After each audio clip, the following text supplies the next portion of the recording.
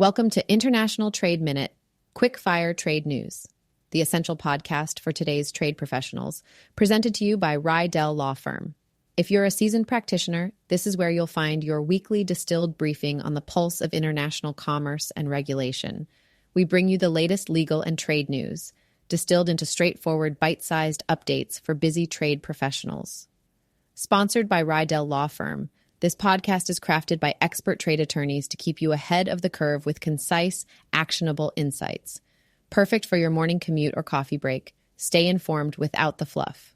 Subscribe now on Apple Podcasts and Spotify, and join our professional community on LinkedIn.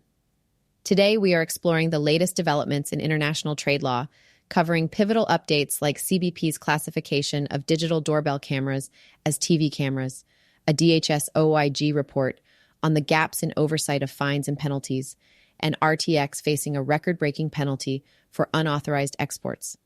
We will explore the key details of these stories. Let's get started.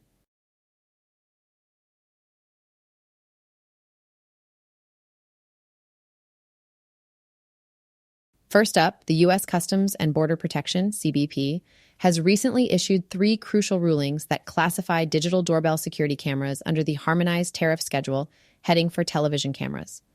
This significant decision specifically places these types of digital security cameras under HTS, heading 8525, subheading 8525, 89.30. This heading pertains to transmission apparatus for radio broadcasting or television, whether or not incorporating reception apparatus or sound recording or reproducing apparatus, television cameras, digital cameras, and video camera recorders, other, television cameras, other. Let's break down these 3 rulings. The first ruling, H332743, covers Amazon's Ring video doorbell devices, which consist of a doorbell, camera, sensors, speaker, and microphone. These devices capture and transmit images to the cloud for external viewing, aligning them closely with television cameras as recognized by CBP. The second ruling, H331779, discusses the Blink Video Doorbell White and Blink Video Doorbell Black Plus Sync Module 2. This device, similar to Amazon's offering, includes a doorbell, camera, sensors, speaker, microphone, and an analog-digital converter that streams video to external devices. Despite the Sync module's local USB storage, the primary function of these cameras is to capture and transmit images to external locations, justifying their classification under the television camera subheading.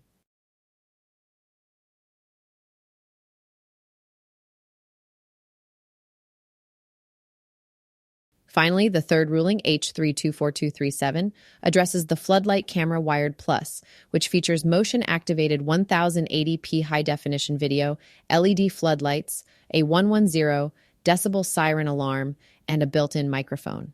This camera's primary aim is to capture and transmit video images to external destinations without internal storage, similarly classifying it under the HTS heading for television cameras. Why is this important for trade practitioners? First, these rulings emphasize the classification nuances of digital security devices, which can have significant implications for compliance and tariff obligations. Misclassification can lead to costly fines and disruptions in the supply chain. It is crucial to ensure that the devices are correctly classified under the proper HTS heading to avoid these pitfalls. Moreover, with the continuous evolution of technology and the convergence of functionalities in digital devices, these rulings underline the importance of keeping updated with CBP's classification standards and guidelines. The specific identification of such devices as television cameras by CBP points to how integral the intended use and primary functions of a product are in determining its classification.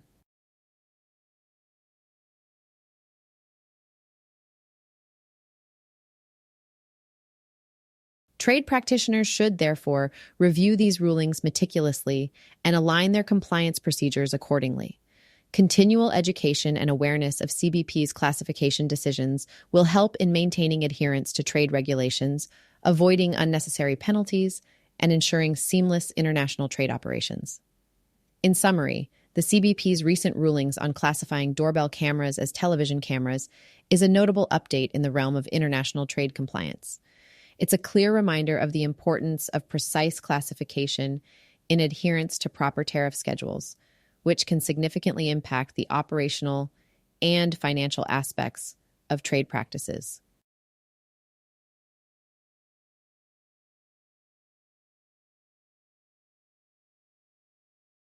Up next, the DHS Office of Inspector General, OIG, has unearthed critical shortcomings in the oversight of fines, penalties, and forfeitures by CBP's field offices, according to their latest audit report. This scenario underscores the urgent need for CBP to tighten their procedures to enhance revenue collection from penalty cases. The audit highlighted a troubling disconnect between field offices and CBP headquarters concerning the management of penalty cases approaching their expiration dates. Currently, field personnel are tasked with identifying and monitoring these cases. If a penalty case has less than 2 years remaining before the statute of limitations expires, CBP personnel are supposed to request a waiver.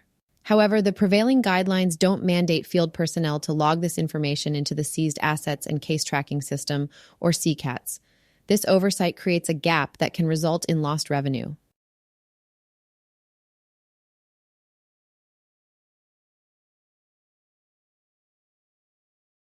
The OIG's first recommendation is for the Executive Assistant Commissioner of CBP's Office of Field Operations to develop and implement a plan ensuring effective oversight and monitoring. This plan should include regular assessments of the monthly statute of limitations report reviews from the fines, penalties, and forfeitures field offices. Improving this communication channel would help keep headquarters informed and help field offices manage cases more effectively before they near expiration. The second recommendation calls for more frequent oversight surveys of these field offices. As it stands, only 2 of the 42 field offices are surveyed annually, which translates to a staggering 21-year interval between surveys of individual offices. Some offices haven't been reviewed since 2010, posing a significant risk of procedural stagnation and revenue loss. The OIG advises the Executive Assistant Commissioner to increase the frequency of these surveys and follow up promptly with field offices that receive unsatisfactory reviews.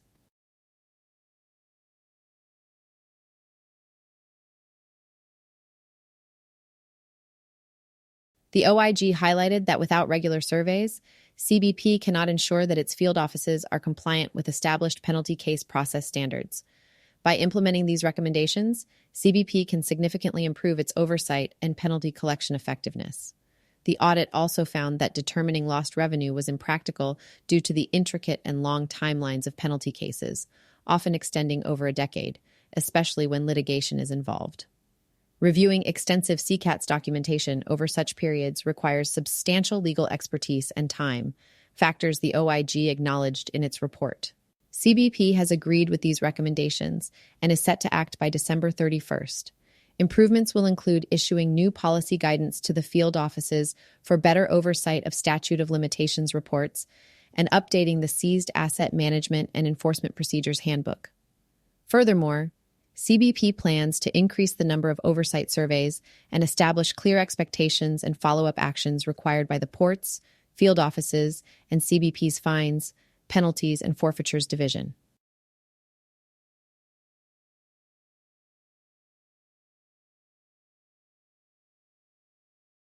These steps aim to create a more structured and accountable framework, ultimately helping CBP safeguard and enhance revenue from penalty cases. Implementing these changes could mark a significant stride toward addressing the long-standing gaps in CBP's penalty oversight and collection mechanisms.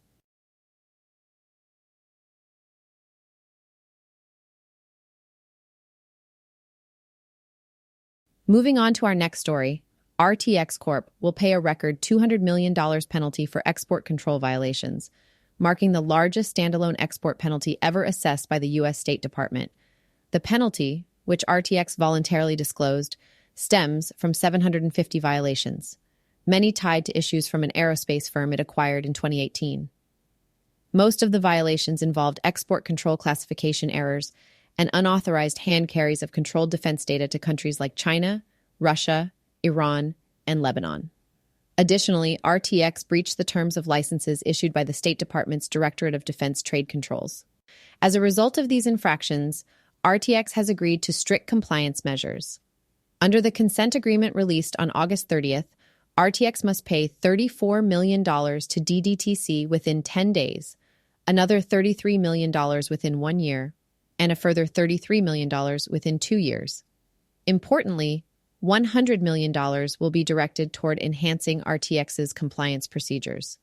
These improvements include appointing a DDTC-approved special compliance officer to oversee ITAR compliance for 3 years, implementing a comprehensive automated export compliance system, conducting at least 1 compliance audit, and more.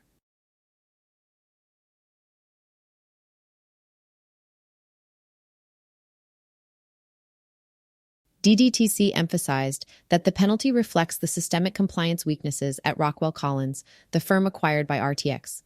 This included misclassifications that led to unauthorized exports of technical data, with significant violations noted for hand-carrying defense items without proper authorization.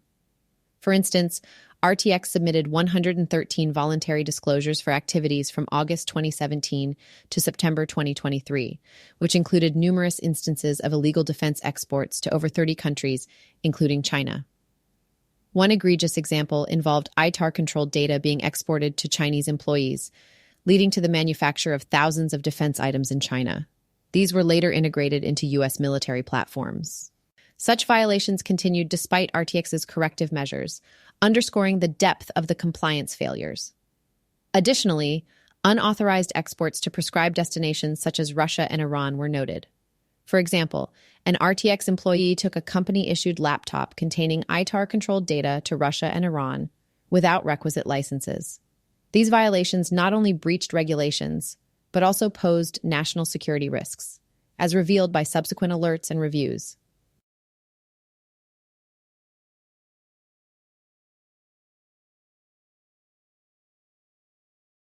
The DDTC's charging letter also detailed multiple breaches related to DSP 83 non-transfer and use certificates, the timely return of defense articles under temporary export licenses, inaccuracies in annual sales reports, and unauthorized foreign manufacturing under licensing agreements. While RTX committed to corrective actions to address these issues, the company continued to discover and, in some cases, commit further violations. Significantly, DDTC acknowledged RTX's substantial resources dedicated to sustaining and improving its export compliance program, including integrating acquired companies into its corporate framework. Despite these efforts, the severity and recurrence of violations led to the substantial fine. Key actions mandated by the settlement involve maintaining rigorous compliance measures for 3 years, including regular DDC monitoring. RTX must enhance its procedures within 9 months and ensure that all employees working on export-controlled items understand their responsibilities within a year. The company will also implement an automated export compliance tracking system with biannual updates to DDTC on its status. Moreover, RTX must reassess the export control classification of all its defense items and services, with certifications due in 15 months.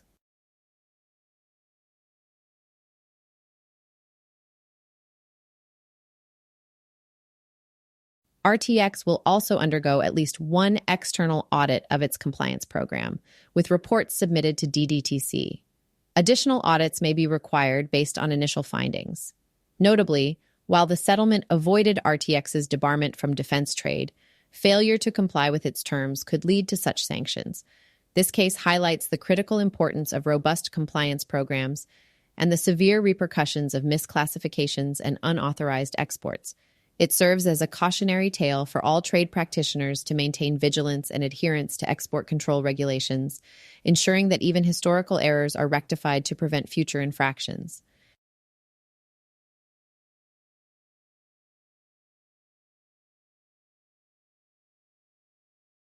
Thanks for tuning in to International Trade Minute. We hope you found today's episode insightful and useful for your practice. Remember, our podcast is brought to you by Rydell Law Firm, your trusted partner in navigating international trade law. Don't miss our next episode. Subscribe now on Apple Podcasts and Spotify. Stay connected and continue the conversation with us on LinkedIn. Until next time, stay informed and stay ahead.